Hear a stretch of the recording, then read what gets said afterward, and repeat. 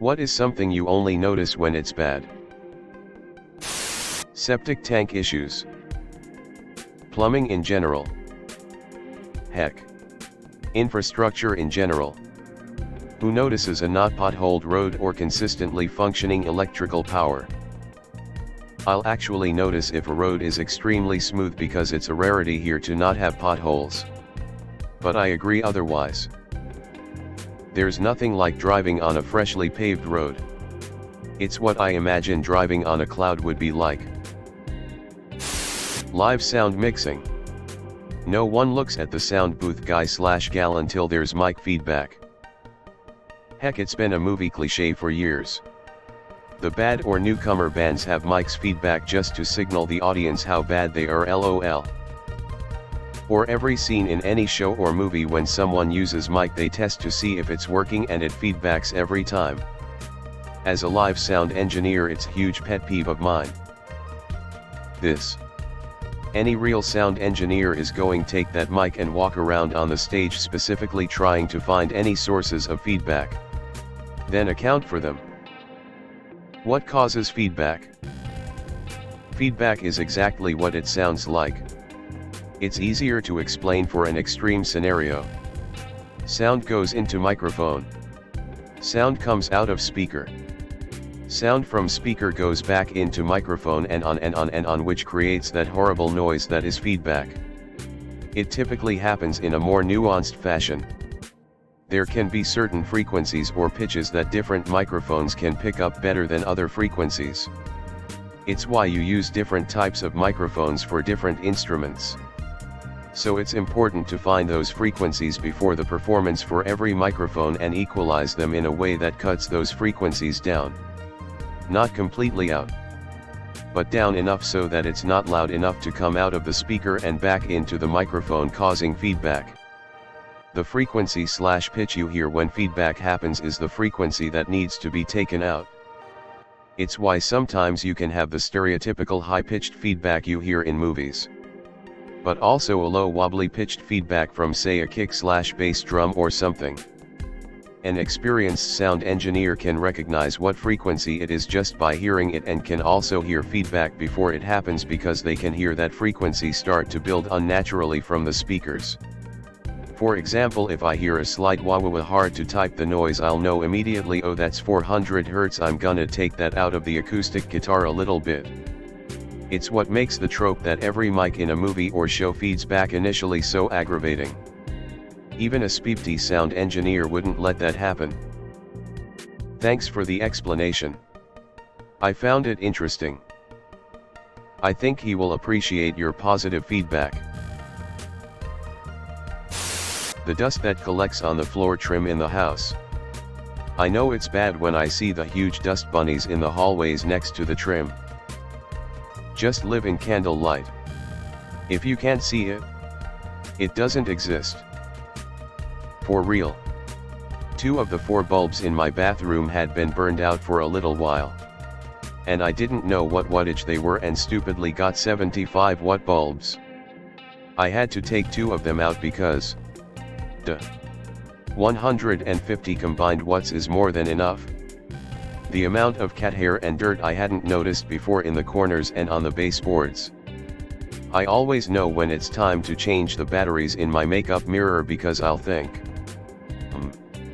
I didn't have to pluck as many mustache and beard hairs as I thought I was going to, maybe they're finally going away. I just shave mine. It's too tender for me to pluck them, and the stray hairs on my chin, neck and face gets rid of the insane amount of peach fuzz off my face too. A lot of people say shaving is a myth for women, that they will grow dreads. I've been shaving and it has yet to happen. She might have always had it worse than I do. But I've seen my Mills 5 o'clock shadow and don't want to end up looking the same. You're back. I sometimes catch myself thinking about not feeling any pain in my back, and try my hardest to truly appreciate the fact that it doesn't hurt and I can function like a normal human on this day. In November 2017, I was rear-ended by a guy doing 70 while I was stopped. Broke 9 ribs. my shoulder blade, and my sacrum. I have low back pain every damn day. Those days when I get the eye/heat/pain med mix just right and I get a reprieve are magical. How are the DRS about giving you pain meds? It's beeping rough out there for pain patients. My boyfriend broke his back in multiple places in a car accident and they still refuse to give him any sort of painkillers. Ridiculous. It's so sad. Assholes think they're doing you some big favor, but really it's just creating hate and mistrust. And all because they used to give them out like Skittles and got a bunch of people addicted to pain meds. But sure. Let's lurch wildly in the opposite direction and refuse to give anyone pain relief for anything now. That sure does sound like a solution/s. You're right, it's absolutely beeping dumb. I'm a healthcare administrator and you hit on something I wish a lot more people understood/knew. Joint Commission accrediting body for hospitals used to include pain level on patient surveys to determine a hospital's ranking on quality of care. As in, you'd get dinged on your ranking if your patients experienced any pain. And your ranking is what CMS used to determine your rate of reimbursement for Medicare patients. Around the same time, beeping OxyContin was approved for coverage under Medicare, and the entire, and obviously completely fabricated, argument behind approving the medication was that it had low risk of addiction/abuse potential. So you've got the government saying if your patients experience any beep pain at all, then we're going to pay you less and subsequently be like, BTW, here's a super strong narcotic that's got almost no potential for abuse. Fast forward 25 years, boom, opioid crisis. And so who pays for these mistakes? Oh, you know, the patients and the hospitals. Now they want us to limit prescribing painkillers. And doctors are so worried about getting their patients hooked that they only prescribe it if they've tried a bunch of other approaches to managing the patient's pain. Meanwhile, most of the people that put us in this situation just walked away from it. Absolutely infuriating.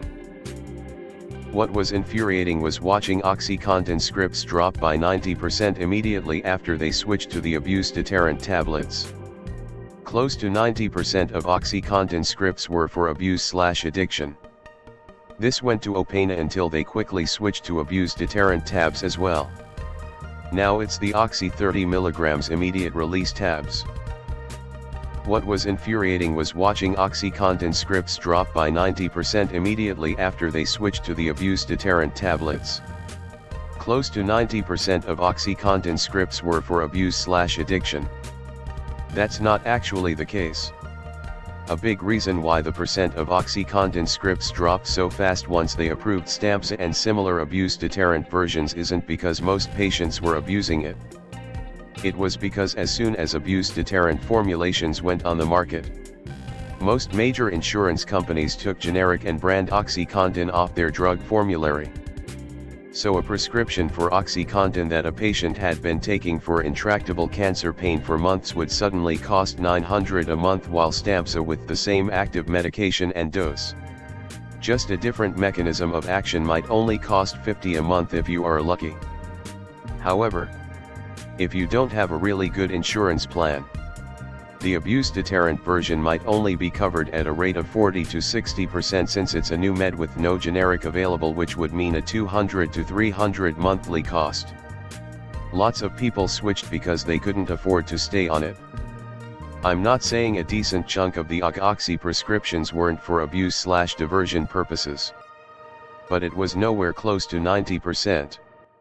Unless you are looking solely at pill mill/cash pay only type clinics, which are thankfully getting shut down by the DA more and more over the past year or two. Stampsa is interesting though because it's a capsule that can be either swallowed whole or sprinkled over food without defeating the time release mechanism.